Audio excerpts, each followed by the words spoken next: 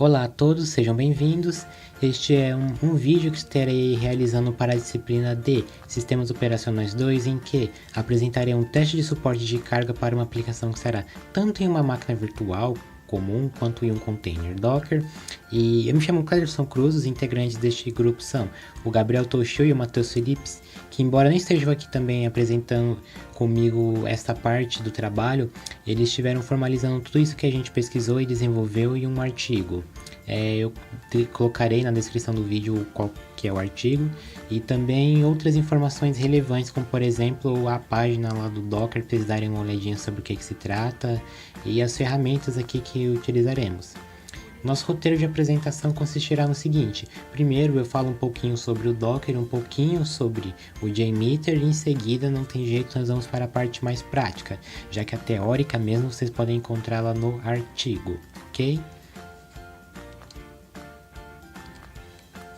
Então, vamos começando falando um pouquinho sobre o que é o Docker. Alguns já ouviram falar, outros então nem tanto, mas enfim. O Docker, ele é uma ferramenta que foi escrita na linguagem Go. Para quem nunca ouviu falar, a linguagem Go, ela foi desenvolvida pela Google, em que inclusive há grandes mentes por trás dela, como por exemplo o Ken Johnson, que é responsável aí, aliás, ele é um dos criadores da linguagem C e também do Unix, enfim. São pessoas aí que sabem o que estão fazendo. E o que esse Docker proporciona? Ele proporciona o empacotamento de aplicações juntamente aos seus recursos, é o que a gente chama de imagem de container. Por que imagem de container? Porque você tem tudo aquilo que é necessário para o software executar e, propriamente dito, o software. Olhando aqui para essa logo, você vê uma baleiazinha carregando vários containers. O que são esses containers? É aquilo que eu acabei de explicar. Só que assim, a gente faz distinção entre imagem e container. Vamos imaginar o seguinte: pensem no conceito de programação orientada a objetos.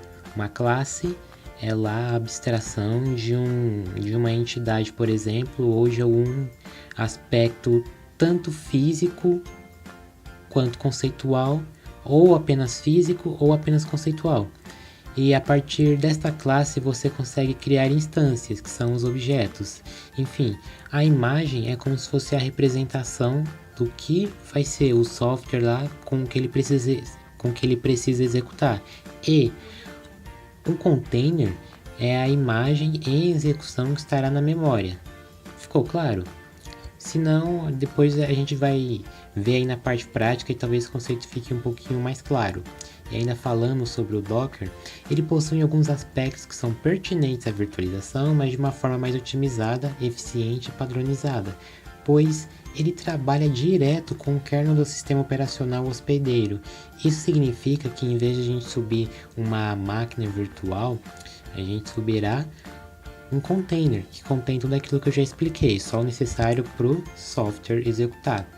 Tá aqui um comparativo entre uma máquina virtual e o Docker, em que aqui a gente pode observar, por exemplo, um sistema operacional hospedeiro com um monitor de máquina virtual e em cima dele tem lá as máquinas virtuais com um SO hóspede.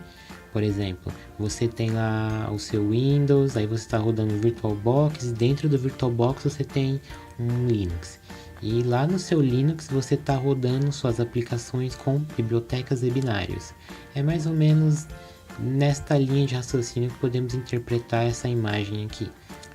Aqui na direita a gente já percebe o seguinte: um sistema operacional hospedeiro com a Docker Engine e, em vez de subir uma máquina virtual com isso daqui, um sistema operacional, a gente sobe o que? Apenas a imagem do que é necessário para a aplicação executar, que é o container. A gente pode utilizar, por exemplo, essa forma pura, igual tinha no diagrama anterior, como a gente pode ainda criar máquinas virtuais e dentro dessas máquinas virtuais utilizar o Docker, que é o que faremos aqui no caso para testar carga na aplicação. A ferramenta que nós utilizaremos para aplicar esses testes de carga será o JMeter. Foi desenvolvido e disponibilizado pela Apache Software Foundation. E vamos agora um pouquinho para a parte mais prática. Primeiro eu quero mostrar alguns sites. Este é o site do Docker. Você pode dar uma olhadinha aqui no What is Docker e entender um pouquinho mais sobre essa ferramenta, sobre essa tecnologia incrível, porque o que eu falei aqui é mísero, né? É bem ínfimo perto do que o Docker é. O JMeter, vocês podem conseguir através desse link aqui, esse endereço estará aí na descrição. Se você estiver no Windows, pode baixar a versão em zip, no Linux pode baixar em TGZ, descompactá-las e usá-las. Foi feita em Java essa ferramenta, e a aplicação que nós desenvolvemos para o teste é essa daqui, se chama Pipelist. Ela é relativamente simples, funciona como uma playlist online, e a gente vai subir ela. Tenho aqui duas máquinas virtuais, uma máquina virtual com Docker e a outra pura. Nessa pura, a gente vai subir essa aplicação e efetuaremos nela alguns testes de carga. Eu vou abrir aqui o terminal, porque essa ferramenta eu acabei depositando-a lá em opt. Então, eu vou dar um sh lá em opt barra apache bin e depois tem o nome dela de emitter.sh. Se você estiver no Windows, o que vai mudar vai ser o final aqui para .bat, mas em vez de você abrir a aplicação pelo terminal, você pode dar dois cliques lá, minimizar aqui. Ok, a minha máquina já carregou. E o que eu fiz? Se eu der aqui um ls, vamos ver, se não estiver aqui em root, se não estiver aqui em root, tá aqui a aplicação Pipelist. Eu clonei eu clonei essa aplicação para esse diretório git clone. Eu coloquei o link aqui do meu repositório, clonei ela para cá. E para poder fazer essa aplicação executar junto à máquina virtual, eu fiz o seguinte: lá em etc init.d, eu tenho um script chamado runpy.sh. Abrindo ele, tem lá comandos para o banco de dados e para iniciar a aplicação na porta 8000. Esse script ele não é chamado na inicialização, por isso eu utilizo o cron tab aqui com o argumento "-e", e lá no fim eu coloco para dar um reboot e chamar esse script. Aí sim ele é executado junto com a minha máquina. Eu preciso colocar no script o IP, aliás, eu preciso colocar na minha aplicação o IP dessa minha máquina, então eu tenho que vir aqui em Pipelist em arquivo de configuração. E em hosts permitido eu coloco o IP da minha máquina, que é o final 32. IP ADDR, aí você vai ver que o final é 32. Vamos acessá-las agora? Vamos acessá-la agora. 192.68.0.32.2.8000. Vamos ver se carrega. Ok, a aplicação está aqui. Eu posso cadastrar uma música. Vou vir aqui no YouTube, pegar essa música aqui, copiar o link, vou dar um nome, aqui o artista, o álbum, o ano e o link.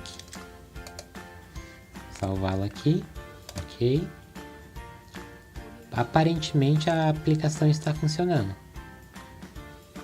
Aqui artista, nome. Vamos ver. Ok, a aplicação está ok. Agora vamos então realizar um teste de carga nela. Como que a gente faz? Aqui tem a interface do JMeter. Você vem em plano de teste, adicionar grupo de threads e você vai colocar aqui um número de threads. Uma thread é um fluxo em execução que roda aí dentro de um processo. Eu colocaria aqui um wrap-up de 0.2 segundos. Isso significa que as threads serão criadas a cada 0.2 segundos. Isso é quase que instantaneamente. Se elas encontrarem um erro, elas continuam. E o tipo de requisição, cadê? Será aqui é HTTP. O método é GET, o endereço é esse, a porta é a 8000 e o caminho será o principal aqui, a barra. Eu preciso ouvir cadê aqui? Eu preciso ouvir, né, esse evento aqui em uma tabela. Quero os resultados em tabela e a gente já pode disparar contra ela aqui. Salvar os resultados, eu vou salvar não os resultados, mas esse esquema eu vou salvar aqui em qualquer diretório. Ok, já tinha um existente lá, substituir. Estou disparando aqui as threads. Vou colocar para o scroll ficar automático. Se o status está verdinho é porque elas simultaneamente estão conseguindo acessar lá a minha aplicação, que é o que acontece neste momento. Enfim, vai disparar 500 threads e enquanto aqui está disparando, eu posso também utilizar ainda aqui a minha aplicação que ela aguenta. Isso dentro da configuração que eu fiz das máquinas virtuais. Cadê? Fechar essa telinha. Que vocês podem ver a configuração, 2048 megabytes. Eu disponibilizei 8 GB de HD e ela está dinamicamente alocada conforme o arquivo da imagem aí for crescendo. Tudo bem, agora eu vou parar aqui a aplicação, vou dar um power off e as requisições, se ainda tiver alguma, vai dar erro. Ok, a aplicação saiu do ar, aqui conseguiu atingir, né, tudo que deveria. Vamos agora abrir então com Docker. A minha máquina virtual com Docker é um clone da minha máquina virtual sem Docker, então eu acredito que o IP que for jogado para essa máquina aqui é o mesmo. Pelo menos da última vez que realizei o teste estava assim.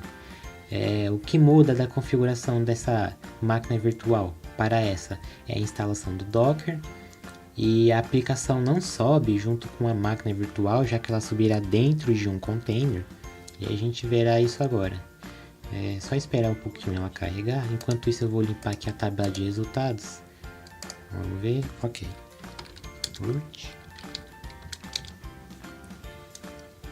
Tá. Eu tinha criado um usuário que está lá em Home, Debian VM e tem um diretório chamado Docker. Se eu der um ls eu posso ver o meu Docker file, que é um arquivo que a gente utiliza para a criação de uma imagem. É um script que gerará uma imagem. Opa. Que vocês podem ver, eu estou utilizando aqui como imagem base Python 3.5, já que a aplicação que nós construímos utiliza um framework que trabalha com versão 3 do Python, e eu dou uma atualização da lista de pacotes disponíveis aqui e instalo o Git, o Nano, porque a gente precisará entrar dentro dessa aplicação, crio um clone da aplicação, seto o meu diretório de trabalho, que será o PyPlist, instalo o Django e um utilitário aqui para o Django, exponho a porta 8000, executo esses comandos para o banco de dados, conforme aquele script da máquina virtual anterior, e também executo a aplicação na porta 8000. A imagem, Docker Images, vamos ver se está aqui. Ok, eu já criei a imagem, depois de dar um build aqui, vamos então executar essa aplicação. Você coloca Docker, Run, a porta é 8000, ligada a 8000, o nome eu vou chamar de Pipe e a aplicação é o PyPlist. Isso, PyPlist. Erro.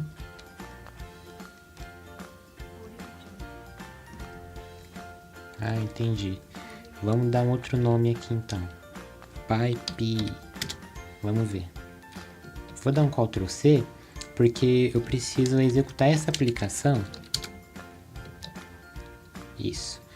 Vou dar um Ctrl C que eu preciso executar essa aplicação em segundo plano. Então farei o seguinte, colocarei um E comercial no final e vamos ver. Será que aceitou? Aceitou. Se eu der um Docker PS para ver o que está rodando, vamos ver agora. Foi. Se eu der um Docker PS para ver o que está rodando, tá lá a minha aplicação com esse nome aí e com 3Y, porque eu pausei 2 vezes, ela ficou salva lá.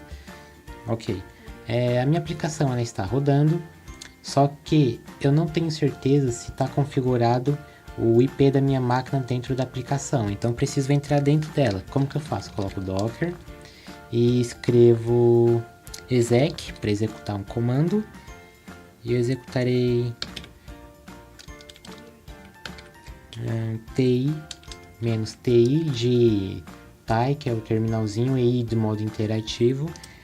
O nome será o Pipe com todos esses Ys aí, e o que eu quero executar é o bin Bash, eu quero executar o bash dentro lá do meu container. Vamos ver se a gente entra. Estamos dentro do container. Tá aqui os arquivos da minha aplicação. Eu preciso entrar lá em pipelist. Pipelist. Arquivo de configuração. Vamos ver. Aqui eu preciso colocar o meu IP. 192.168.0.32, que é na verdade o IP desta máquina. Salvou. Opa. Não. Isso. Dá um clear aqui. Vamos ver se ficou salvo mesmo. Ficou. Tudo bem. Vamos ver se conseguimos acessar então a aplicação via navegador. Vamos acessar aqui a nossa aplicação. Ela está ok. Vamos então disparar contra ela. Só dar um clear aqui na telinha. Isso. E efetuaremos a mesma requisição com todas as configurações feitas anteriores. Aqui está realizando os disparos, cerca de 500 threads criadas aí dentro de um intervalo bem curto. E pessoal, o teste de carga é esse, espero que tenham gostado. O vídeo acabou se estendendo um pouquinho. Olha, houve aqui 2 erros, eu pude perceber. O servidor recusou. E é isso, obrigado a todos por assistirem.